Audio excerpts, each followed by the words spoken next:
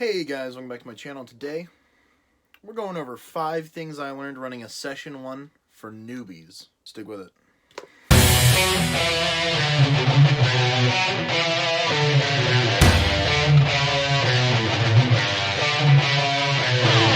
This is for my Dungeon Master friends out there that are running Session Zeros. Sorry, I meant Session Zeros in the beginning.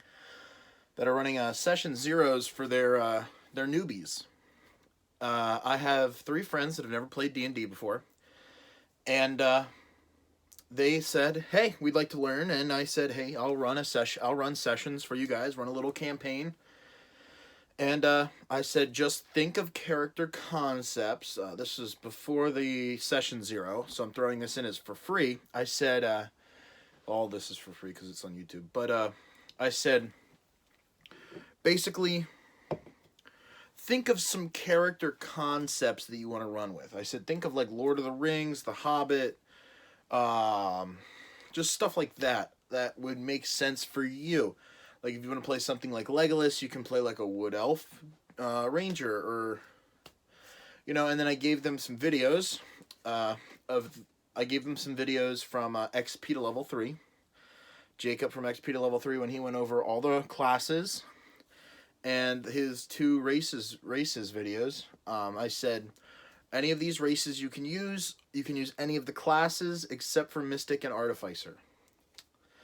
And I said, so go at it, decide what you want to do, you can pick it. And tip number 5, you want to make sure that you have your source books there for them during your Session 0. Now, newbies don't usually, and I don't expect newbies to buy the books yet until they've started playing a little bit. And let's be honest, those books are expensive. But I told them, I said, I'll have all the books there for you. You just come with an idea. So when we were running I have one player's handbook. So when we were doing this, I went one player at a time, had them pick races, and then had them pick a race. We wrote down all the racial features and stuff like that, and went on. But have the materials for them to use. Don't expect them to bring their own materials because they're new. Tip number 4. These are in no particular order, by the way. It's not like one is better than 5. But anyway, number 4. Have them go in this order when you're making their character. Have them go race, roll for ability scores, class, then background, and then just fill out the rest of the character sheet. Now, the reason why I say do this is because when they have a concept in mind, they might not exactly know what that race might be good for or might not be good for. But when they came in, they basically looked at me and said, this is our ideas. And one guy, my friend Dustin, he actually had a list of ideas. And I said, dude, it's great. It's actually going to work well because the other 2 only had one idea each. And I said, Dustin, that is going to very much help your group because you can base your character off of what they choose. So anyway, we went through and they rolled and stuff and did their thing. Tip number 3, offer them advice, but make sure they know that they don't have to take it. We had 2 people playing paladins. Todd and Noah wanted to play paladins. Todd, a Goliath paladin, and Noah, a Dragonborn paladin. So I looked at Dustin, who was waiting till the end to make his character, and I said, I would recommend making a support character, but you could not. You could go barbarian, and you could have 3 DPS players. You could do that, or you could go supportive, and you could play a druid, or you could go supportive and play a bard. You could go supportive and play a ranger. There's many different ways you could do this, and I said, it's up to you how you want to. And he said, I'm going to play a forest gnome druid. And I said, sounds great. I did not want to sway him, and I let him know that. I said, I do not want to sway you in any way. It is your character. You make it how you want to play. So he's playing a druid, and we have 2 paladins. Now, tip number 2. Tip number 2 is have them think of their backstory while you're doing the session 0. So I said, I gave them a map of my world, which I'll put right here for now. And I said, where are you guys all from? And Todd said, I want to be from... Well, I said, well, Goliaths only exist in one country in my world. And they exist in the country of Okta. So, but they're mean there. I said, why would your character want to work with these other 2 people? And his backstory was he was a soldier who was a scout, and he basically made a mistake that cost a lot of people their lives, and he got exiled from his tribe. So I told him, I said, that works perfectly because now you're almost on like a little bit of a redemption journey, or you're on a journey of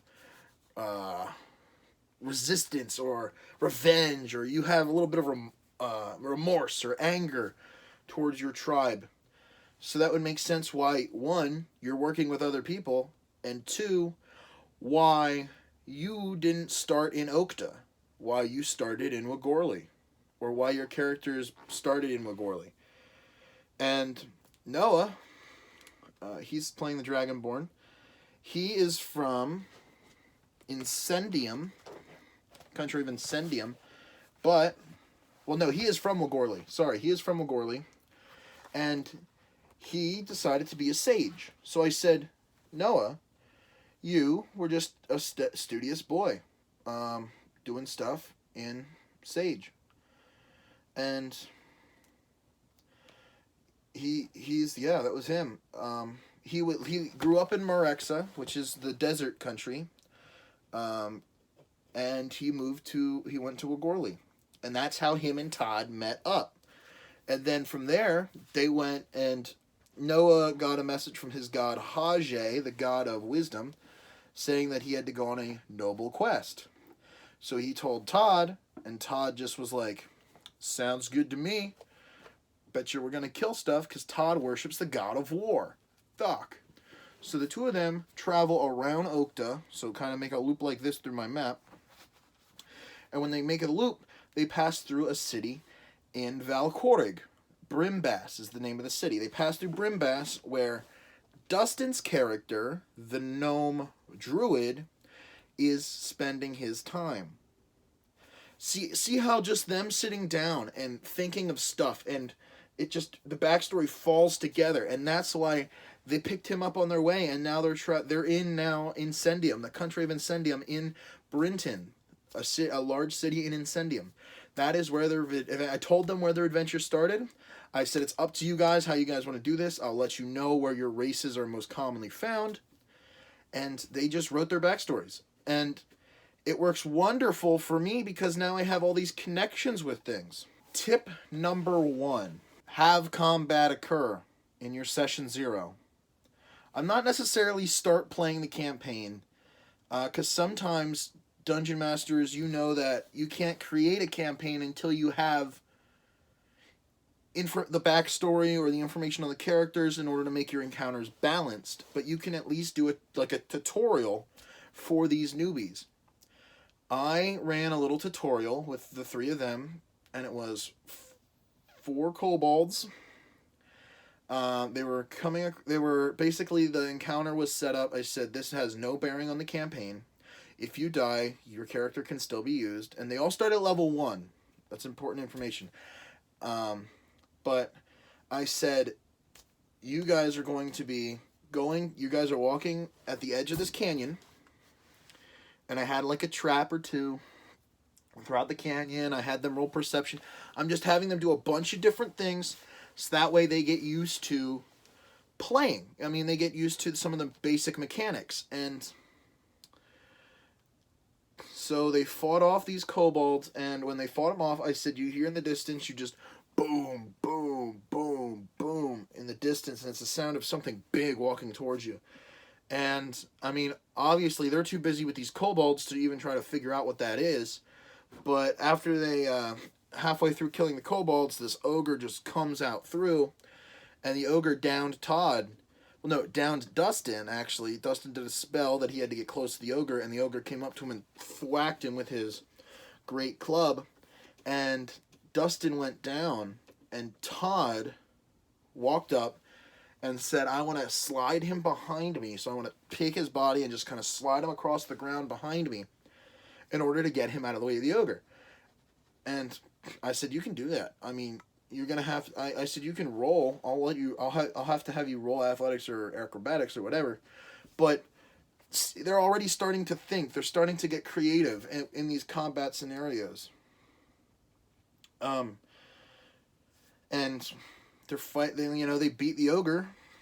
I mean, they were all pretty weak at the end of the fight, but they beat the ogre. All of them were alive. None of them had to roll. Todd's character went down from the ogre. Dustin and Noah managed to kill it. And then, after that, pretty much it. I rolled Todd's death saves. He had 3 passes. I said, Todd, you come back up at 1 health. Now, I roll behind the screen, death saves, and I do not fudge. I do not fudge death saves whatsoever. But when I do it in like a group of players that are more experienced, I'll have an experienced player to my left or my right, and I'll say, you watch as I roll their death save. And then I'll mark it, and they'll know, and I'll know. But they cannot act on it. It's still supposed to be mysterious, but when I do it in larger groups of experienced players, I have a witness. But Todd, Noah, and Dustin all trust me well enough to trust that I will be okay. And the other way we do it, I just do that like that because of my large group. That's what we do. Those are my 5 tips for a session 0 for newbies. And honestly, those tips can be also used for experienced players that you're running a session 0 for, Dungeon Masters. That's what I've found with my running this session 0. And I will obviously be bringing up, this will probably be a part 1 to a part 2 video, a 2-parter, if not many-parter, because session 0s are just unbelievably important, and I think everyone should run them. And they should use a session 0, because it just makes our job as Dungeon Masters so much easier. Alright, well, guys, thank you so much for watching, and that's going to do it for this one, but I'll see you in the next one.